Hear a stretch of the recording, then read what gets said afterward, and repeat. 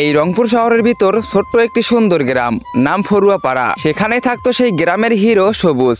দেখতে সাদাসিধা, middle class, but তার পছন্দের খেলা ছিল ফুটবল। সে এতটাই ভালো ছিল যে গ্রামের মুরব্বীদের দেখলেই সম্মান করত, তাই তাকে সবাই ভালোবাসতো। কিন্তু সে ভালোবাসতো গ্রামের এক মেয়ে প্রিয়াকে। তারা দুইজনকেই ভালোবাসতো। সবুজের একটা ক্ষেত ছিল, সে প্রতিদিন সেই ক্ষেতে কাজ করত।